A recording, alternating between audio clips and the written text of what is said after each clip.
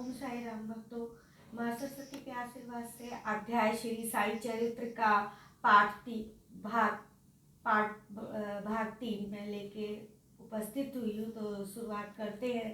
भाग 1 और भाग 2 ऑलरेडी प्रीवियस वीडियो में अपलोड हो चुका है। ये भाग 3 है। साईं बाबा का जो हृदय था वो शीशे के समान उज्जवल था, शीशे की तरह उज्जवल था।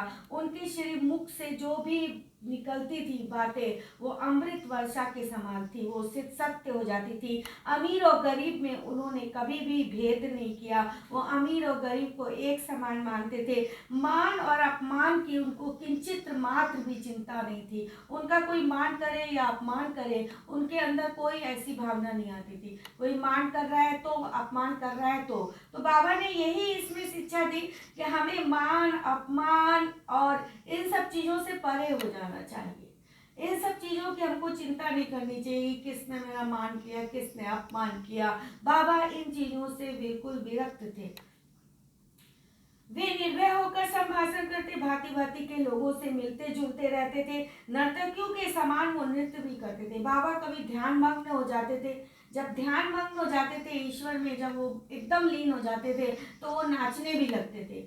वो इस तरह लीन हो जाते थे कि वो नाचने लगते थे, गाने कव्वालियाँ भी सुनते थे। इतना सब करते हुए भी समाधि किंचित मात्र भी उनकी भंग नहीं होती थी। नाचना गाना सब कुछ बाबा करते थे, लेकिन वो हमेशा वो ध्यान में रहते थे। उनकी समाधि जो लगी रहती थी वो कभी भी विचलित नहीं होते थे। जब दुनिया जागती तो वो सोते, तब दुनिया सोती तो वो जागते थे। उनका उल्टा था, जब सब सो जाते थे तो वो जागते थे। जब सब जाग इस तरह उनका अंतःकरण प्रशांत महासागर की तरह शांत था। ना उनके आश्रम का कोई निश्चय कर सका, ना उनकी कार्य प्रणाली का अंत कोई पा सका। श्री साईं बाबा का कोई आश्रम नहीं था, वो हर जगह जाते थे, कोई निश्चित नहीं था। और ना ही उनकी दिनचर्या और कार्य प्रणाली क्या है उसका अंत आज तक लोग कोई नहीं पा सका। कहने के लिए तो एक स्थान पर निवास करते थे, परंतु विश्व के समस्त व्यवहारों व्यापारों का उन्हें भली भांति ज्ञान था। वो एक ही स्थान पे रहते थे शिरडी में, लेकिन उनको हर जगह का अनुभव और ज्ञान हो जाता था। पूरे विश्व में क्या हो रहा है, कहाँ क्या घटनाएं हुई, किसके साथ क्या हुआ, वो सब बाबा को ध्यान हो जाता था।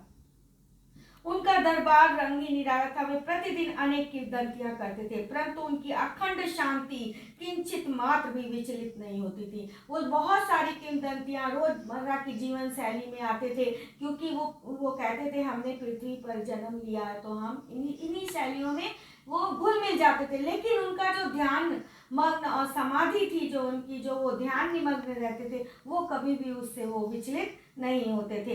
वे सदा मस्जिद के दीवार के सहारे बैठे रहते थे तथा प्रातः मध्याह्न और शाम लंडी चावड़ी की वायु सेवन करने जाते थे। हमेशा मस्जिद के सहारे वो दीवार टेक कर बैठे रहते थे। आज भी हम शिरडी में जाएं तो वहाँ मस्जिद जो द्वारिकामाई बनी है वहाँ पे दीवार के सहारे बाबा बैठा करते थे। और कभी जब चावड़ी की ओर सायकालीन समय शाम के वक्त वो लंडी और चावड़ी की ओर ताजी हवा खाने के लिए वो टहलने जाया करते थे। जो सदा ही आत्म स्थित रहते थे, स्वतः सिद्ध होकर भी साधनों के समान आचरण करते थे। वो हमेशा सिद्ध पुरुष थे, वो ईश्वर के बहुत करीब थे। वो साक्षात ईश्वर अवतार थे, लेकिन उन्होंने कभी भी अपने को ये नहीं कहा कि हम ईश्वर के अवतार हैं। उन्होंने हमेशा ईश्वर के ध्यान में मग्न रहना, यही उनका आचरण था।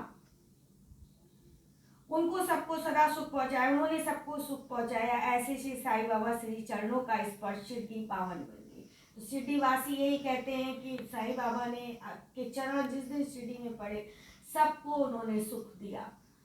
उससे उनके चरण से वो शिरडी पावन पड़ गई। आज भी उनके चरण की जो पूजा होती है, उनके चरण का ध्यान किया जाता है। कहा जाता है ना कि उनके अंगूठे का हम ध्यान करते हैं, उनके चरण का हम ध्यान करते हैं। उनके अंगूठे का और चरण का ध्यान करने से, लगातार ध्यान करने से हमें अपने जीवन की जितनी भी कठिनाई और परेशानियां हैं बाबा उसको ग्रहण कर लेते हैं और हमें चिंता मुक्त कर देते हैं। हमारी जितने भी बुरे कर्म हैं, जितने भी कष्ट हैं, रोज के सांसारिक जीवन के, वो सब बाबा का ध्यान करने, बाबा के चरणों का ध्यान करने से बाबा कहते थे कि वो हमें ग्रहण कर लेता हूँ। तो बाबा का एक वचन ये भी है कि बाबा कहते थे मुझे कुछ भी चढ़ाना है प्रसाद के रूप में, या जो भी तुम चढ़ाना चाहते हो, अपनी बुरी आसक्तियों को मेरे पास चढ़ा दो, अपने बुरे विचारों को मेरे पास चढ़ा दो। मुझे किसी भी भोग विलास प्रसाद की जरूरत नहीं है,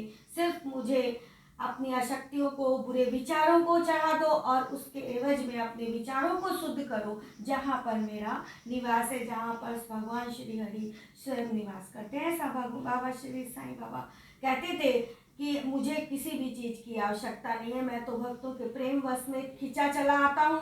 बस उनकी बुरी आसक्तियाँ, जो बुरे कष्ट, जो बुरे कर्मों के कष्ट वो भोगते हैं, उससे मुझे दया आती है। और मैं यही बाबा बोलते थे कि उन बुरी आसक्तियों को, उन बुरे कर्मों को मेरे चरणों का ध्यान करके मेरे चरणों में समर्पित कर दो, उसी दिन से तुम्हारा जीवन सुख हो जाएगा। ये बाबा ने अध्याय 4 में बताया। तो इसी के साथ मैं इसको ओम साई राम, सभी की इच्छाएं पूरी हो, ऐसा मैं बाबा से कामना करती हूँ कि आज थर्सडे बाबा सभी की इच्छाओं को पूरी करें और हमारे बुरे विचारों को अच्छे विचारों में परिवर्तित करें और सकारात्मक ऊर्जा का हमारे जीवन में प्रभाव हो। ओम